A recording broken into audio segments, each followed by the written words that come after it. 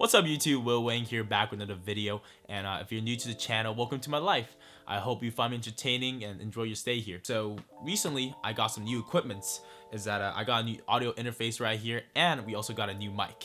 The reason being is that the first reason, kind of embarrassing, I broke my last mic. For whatever reason, it just broke. I tried to take it apart, try to fix it up, but I think I kind of made it worse. So now it's completely useless. The second reason is that I'm actually starting a new podcast, partnering with the on-campus entrepreneur resources.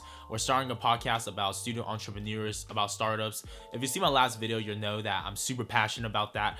I'm actually working on a startup right now myself. So after I set up all this gear, I'll probably talk about more about the podcast and my personal experiences with how I'm able to find a couple of developers, get this web application up and running. It's been around 1 year and 2 months now, so it's been quite the journey.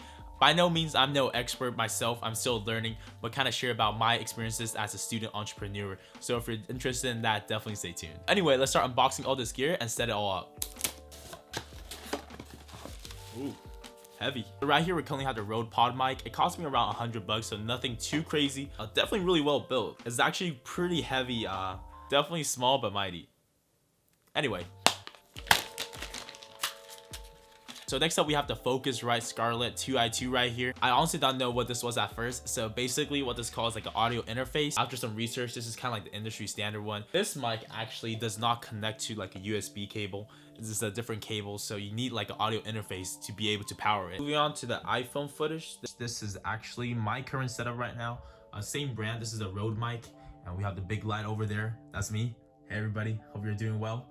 So the next shot's gonna be myself with a new audio setup, and hopefully y'all can hear the difference. So this is currently the new audio now, and I hope y'all can hear your difference because it took me a while to set up, and also this whole setup together cost me around $250, so pretty pricey. But one thing I always believe is that kind of, investing in your equipment, right? Because that's also kind of like investing in yourself, and investing in something more expensive usually means that they last longer. Kind of moving on with the podcast. So I've been working closely with the entrepreneurship department. They've been really helpful for me. They're called Launchpad, and we both agree that like a podcast can really help out students during these times and kind of discover that potential, because I feel like a lot of times students do want to do entrepreneurship, but not saying school is bad, by no means it's not bad. However, it's very different to entrepreneurship, and we're all really used to it, and it took me a while to really wrap my head around that idea as well. So, and through that podcast, we're going to interview different student entrepreneurs. We're going to interview different professors who are teaching entrepreneurship on campus. Also, we're going to be talking about different resources that students can use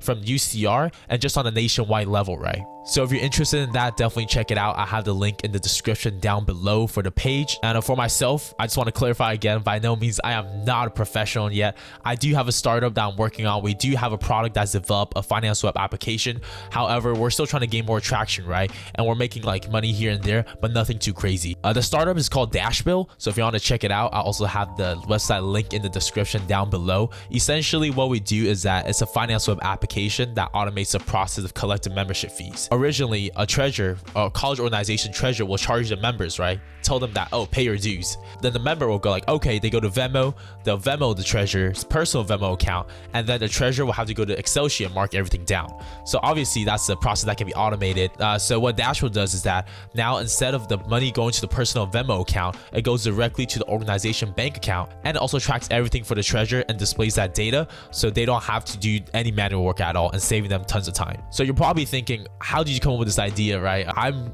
trying to find an idea myself. One thing I always suggest everyone who I talk to entrepreneurship about is that find a problem that you're passionate about, and that's what I did. So I was the treasurer for my college organization for my fraternity, and then I was left with two choices. One was to do the manual work, which I didn't want to do because I feel like we all have better things to do, right, in college. And the second one was like paying for the application that costs like $300 a month, and I hated that idea. If y'all know me from my previous videos, I love getting a good deal, so I was very upset. I was like, I'm not paying $300 a month. So I found a couple of developers in college. That brings to my second point, is that college is a great place to find people to work with, because everyone's still trying to make it oftentimes, right?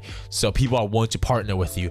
For myself, I did pay my developers. I did bootstrap it. We signed a couple contracts. So fast forward to like around 8 months later, that's when we finished the minimal viable product. So that's like the base product, right?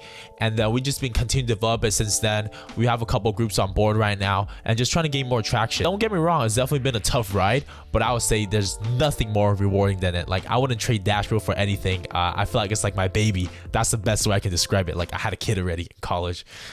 That sounds a little weird, but I think that's the closest way I can describe it. So anyway, if y'all want more student startup videos, definitely let me know. If you enjoyed these videos, smash that like button for me. But if you hate it, don't worry about it. You can dislike it. I wouldn't be offended. Here are some other videos that I made I think that you might enjoy. Feel free to check them out. Again, my name is Will Wang. I hope all of y'all have a beautiful, wonderful day today, and I'll see y'all in the next one. Peace.